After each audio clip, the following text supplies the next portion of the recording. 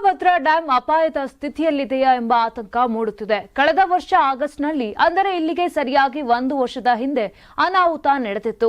ತುಂಗಭದ್ರಾ ಜಲಾಶಯದ crust gate ಒಂದು ತುಂಬಿದ ಜಲಾಶಯದ ನೀರಿನ ಪ್ರೆಷರ್ನಿಂದಾಗಿ ಕಿತ್ತುಕೊಂಡು ನೀರಿನಲ್ಲಿ ಕೊಚ್ಚಿ ಹೋಗಿತ್ತು.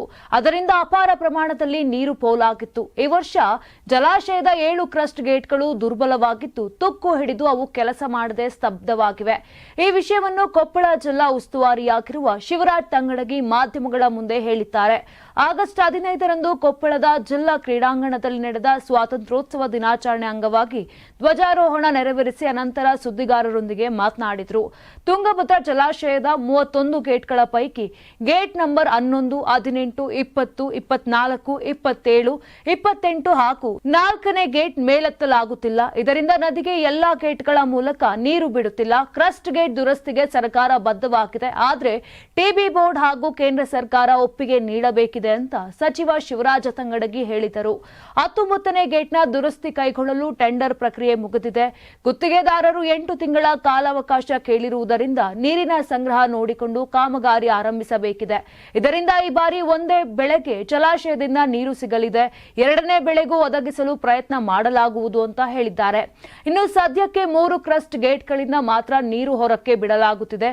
ತುಂಗಾ ಮತ್ತು ಭದ್ರಾ ನದಿಗಳ ಉಗಮ ಸ್ಥಾನವಾದ ಮಲೆನಾಡಿನಲ್ಲಿ ಹೇರಳವಾಗಿ ಮಳೆ ಸುರಿಯುತ್ತಿದೆ. ಇದರಿಂದ ತುಂಗಭದ್ರಾ ನದಿಗೆ ಹೆಚ್ಚುವರಿ ನೀರು ಹರಿದು ಬರುತ್ತಿದೆ. ಜಲಾಶಯ ಬಹುತೇಕ ತುಂಬಿದೆ.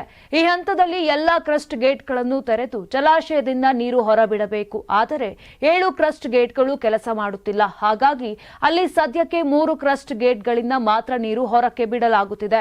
ಹಾಗಂತ ಜಲಾಶಯಕ್ಕೇನು ಅಪಾಯವಿಲ್ಲ ಅಂತ ತಜ್ಞರು ಹೇಳಿದ್ದಾರೆ. ನಾನು 86 ಕೆಜಿ ಇದ್ದವಳು 71 ಕೆಜಿ ಬಂದಿದ್ದೀನಿ. ವಯಸ್ಸಾದ್ಮೇಲೆ ಸ್ಮಾರ್ಟ್ ಆಗಿ ಕಾಣ್ತೀರಾ ಅಂದ್ರೆ ಜಿನ್ನಿ. 126 ಕೆಜಿ ವೇಟ್ ಇದೆ. ನಾವು ಈಗ 114 ಕೆಜಿ ಲೆಕ್ಕ ಬಂದಿದ್ದೀವಿ. ಯಾವುದೇ ಸೈಡ್ ಎಫೆಕ್ಟ್ ಆಗಿಲ್ಲ. 84ರಿಂದ 50 ಕೆಜಿ ಬಂದೆ. ಆಮೇಲೆ ಸಣ್ಣಗೆ ಫಿಟ್ ಆಗಿದ್ದೀನಿ. ಅದಕ್ಕೆ ನಾನು ಯೂಸ್ ಮಾಡ್ತಾ ಇರೋದು ಜೀನಿ ಸ್ಲಿಮ್.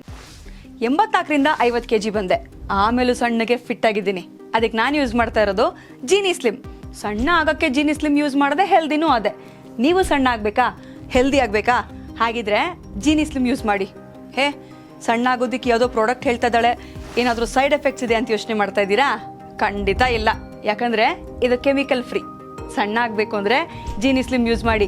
ಹೆಚ್ಚಿನ ಮಾಹಿತಿಗೆ ಕೆಳಗೆ ಡಿಸ್ಪ್ಲೇ ಆಗ್ತಿರೋ ನಂಬರ್ಗೆ ಕಾಲ್ ಮಾಡಿ.